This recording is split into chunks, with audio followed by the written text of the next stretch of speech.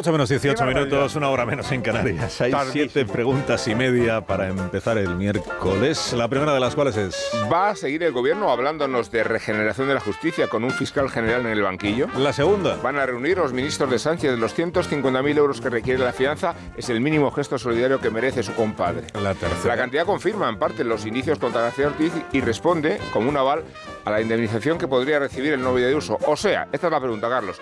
¿Puede el novio de Ayuso ser condenado por delito fiscal e indemnizado por haberse atropellado sus derechos? Así es.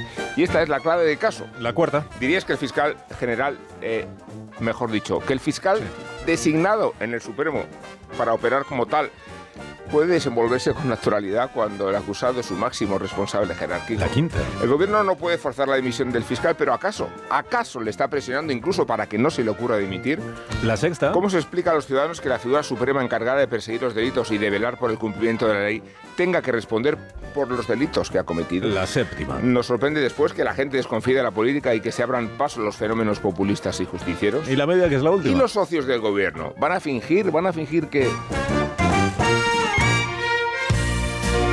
Los periódicos de esta mañana, ¿de qué tratan, Dani? Buenas noches, señora. Esta mañana aparece Koldo en las portadas de los periódicos convertido en Bertín Osborne. Así llamaba en sus WhatsApps a Delcy Rodríguez, la vicepresidenta de Nicolás Maduro.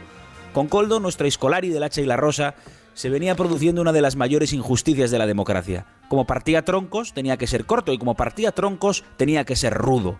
Primero descubrimos Shop, que fue el más listo de la trama, que grabó a todos y los tiene cogidos de las pieles colgantes. Esta mañana, al leer las portadas de los diarios, sabemos que puede ser lírico y encantador. Buenas noches, señora, buenas noches, señora.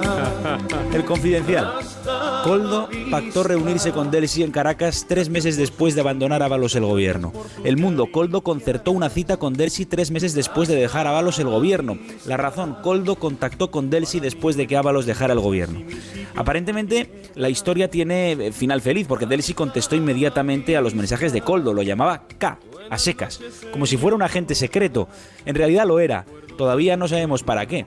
Tras conocerse estos mensajes, los periódicos especulan sobre la relación entre la trama y el régimen de Maduro. Ese es uno de los rastros que sigue la UCO. El Español cuenta que Koldo finalmente fue a ver a Delcy a Venezuela acompañado por uno de los empresarios imputados en la trama del Fuel, y que además Koldo pidió a ese empresario que le comprara una casa a Ábalos. ABC también habla en su portada de Venezuela, pero con un personaje distinto, de derechas. Vuelve el bueno de Boris Johnson. Aparece en la foto con una desarbolada melena blanca y una expresión de haber alcanzado el Valhalla. Titular: Boris Johnson hace negocios con el régimen de Maduro. Crecen las voces en el Reino Unido que piden que se le retire la asignación como ex primer ministro tras conocerse que recibió 280.000 euros por usar sus influencias para fines privados.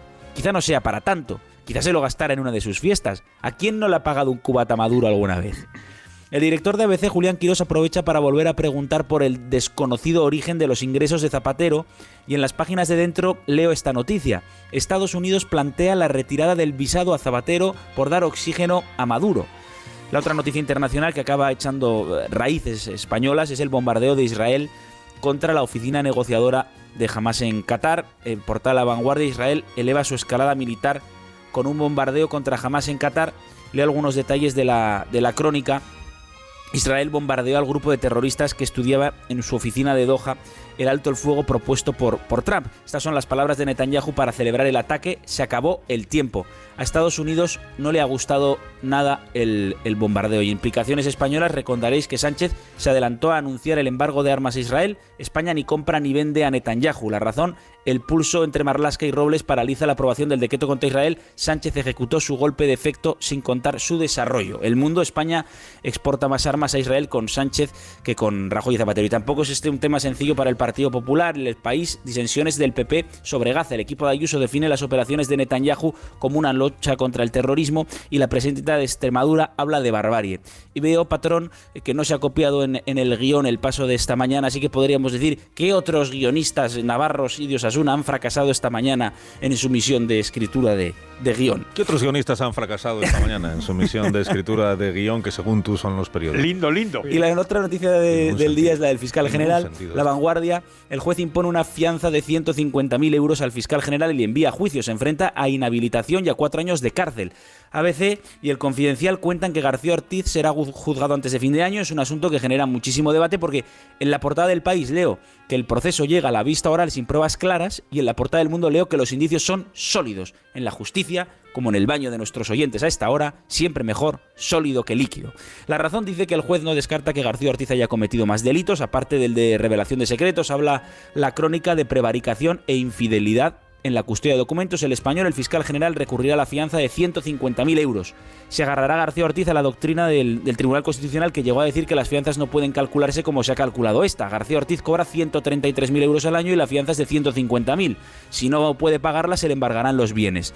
Y bueno, ya hasta ahora se están transformando las portadas por el asunto polaco. Polonia ha derribado drones rusos por haber violado su espacio aéreo. Gracias, Dani. A ti, patrón. Ahora despegamos con Iberia. Entre estar hasta arriba o estar en la cima, solo hay un vuelo. Descubre España desde 21 euros y Europa desde 25 euros por trayecto. Reserva tu vuelo en iberia.com hasta el 22 de septiembre. Más de uno. En la hoguera de Belmonte que arde esta mañana, Rosa. Pues en su columna del Mundo, David Mejía escribe: no puedo evitar la sospecha de que Sánchez haría con los gazatíes lo mismo que hizo con los saharauis, los venezolanos o los catalanes leales, abandonar su causa cuando la ocasión lo reclame. En ABC, Ainhoa Martínez escribe que la improvisación de Sánchez aplaza el embargo de armas a Israel porque los ministerios implicados no estaban prevenidos. En La Razón, ya lo ha dicho Daniel, pulso entre Marlaska y Robles paraliza el decreto. Y en El Periódico de Cataluña van más allá. El plan de Sánchez contra Israel no será efectivo sin apoyo internacional. En La Vanguardia vemos que en otros sitios están peor. Una turba incendia el Congreso de Nepal pese a la dimisión del primer ministro. También han quemado el Palacio de Gobierno y la residencia presidencial. El lunes la policía mató a 19 manifestantes. En El País, el cálculo de la fianza al fiscal general del Estado dicen que incluye un criterio declarado inconstitucional porque es una anticipación de la pena atentatoria del derecho a la presunción de inocencia.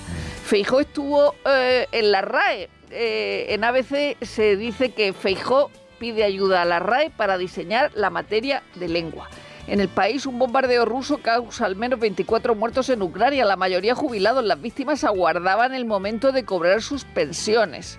En La Razón leemos: expertos juristas cuestionan el genocidio. En El País, consenso entre los expertos sobre el uso de la palabra genocidio. En La Vanguardia, España es el país de la OCDE con menos jóvenes que acaban el bachillerato. La Razón lo titula los jóvenes menos formados de Europa. Y en El País, las lecciones inagotables de los hermanos Karamazov. La novela recibe constantes homenajes desde Los Simpson hasta Sally Rooney. Es referente del pensamiento occidental. ¡Nada, que estamos descubriendo los hermanos Karamazov! ¡Tócate! En ABC, la hipótesis del Cervantes homosexual no tiene peso ni pruebas. ABC pregunta a 3 cervantistas sobre esta vieja teoría. En Twitter son más divertidos. Amenábar tenía que haber hecho una película sobre los hermanos Pinzones. Ahora el despertar liberal de Carlos Rodríguez Brown con estas noticias de empresa. Hoy, profesor. Ya mismo expansión. Apple presenta el móvil más delgado de su historia. Bien. Además, Ayuso lanza una ley con incentivos fiscales para la empresa familiar de Madrid. Yo digo, lo que habría que hacer es bajar los impuestos a todas, creo yo. Sobre la jornada, un editorial apoya la crítica de Junts, dice: la medida no solo no será beneficiosa para los trabajadores, sino que es incompatible con el estado de bienestar. ¿Por qué? Por el fuerte impacto que tendría sobre las pymes y su capacidad para generar empleo. Termina Expansión criticando el respaldo de Comisiones y UGT, aunque dice que es previsible dado su alineamiento con la política laboral del actual gobierno. Por cierto, un gobierno que se ha desmarcado y le echa la culpa a Díaz. Mucho morro tienen. 5 días. La saturación de la red eléctrica ahoga nuevos proyectos en áreas industriales. Esto es importante y es grave. El economista: Ferrovial acelera para entrar en el Nasdaq 100 a finales de año. Vamos a la prensa económica internacional. El Financial Times nos cuenta que en realidad la Unión Europea ha aplicado apenas una fracción de las propuestas que le hizo en su día Mario Draghi. Y terminamos con el Wall Street Journal, que nos empieza un primer análisis de los nuevos iPhone. Dice: el iPhone 17, bueno, le parece idéntico casi al modelo anterior. Que la diferencia, les parece al Journal, está en el 17 Pro y en el Pro Max. Y te recomiendo un editorial muy crítico con Donald Trump sobre esta cosa que has visto, que están revisando a la baja las cifras de empleo, y lo que dice con sarcasmo el Journal es: hombre, echarle la culpa a Biden y a la Reserva Federal por el lento crecimiento es un argumento que no va a durar para siempre. ¿La viñeta económica de hoy cuál es? Buenísima, Serrano en el español. Se ve a Pedro Sánchez caracterizado como Abraham Lincoln ante una plantación, con el texto: escándalo, el suegro de Lincoln tenía esclavos. Y Sánchez le dice a Begoña: disfrutemos de la plantación de tu padre, ya aboliremos la esclavitud después. Contamos ahora la actualidad del deporte con Félix José Casillas. Y con lo que se sabía iba a suceder, es delito, dicen desde la Vuelta Ciclista a España. Otro día más, foco de las protestas pro-palestinas. No cambia de criterio Javier Guillén, director de la Ronda, cuyo objetivo es llegar a Madrid el próximo domingo, y todos los indicios apuntan a que las protestas se van a repetir. Y por eso no se habla ni de kilómetros, ni de segundos, ni de altos de montaña, y sí del refuerzo de la seguridad para las próximas etapas. Hoy se rueda por las carreteras de León, mañana en Valladolid y el fin de semana por la Comunidad de Madrid. Con un dispositivo de seguridad anuncia el mundo que va a ser superior al que se desplegó en la cumbre de la OTAN del año 22, pero el daño ya está hecho. Incluso ABC habla de una carrera que ha fallecido. El equipo de Israel continúa en la carrera, como Israel sigue jugando la fase de clasificación para el Mundial de Fútbol. Su próximo partido será en octubre en Noruega, y la Federación del país nórdico anuncia que va a donar los ingresos de la taquilla a ONGs y que no va a dejar pasar al equipo israelí hasta un día antes del partido. Polémica que afecta también al torneo de ajedrez de Sestao. La Federación Internacional no permite la expulsión de los jugadores israelíes, y estamos a 20 días del comienzo de la Euroliga de baloncesto, que se va a estrenar con un Hapoel de Tel Aviv Barcelona. Y como apuntaban los indicios, el Barça de fútbol no podrá jugar el partido de Liga del domingo en el Camp Nou y tendrá que hacerlo en el estadio donde juega el femenino y el filial. Es un futbolín, dice el ABC. En 6 minutos estamos en las 8. No creo yo eso. Pues créaselo. Sí. 6 minutos y serán las 7 en las Islas Canarias.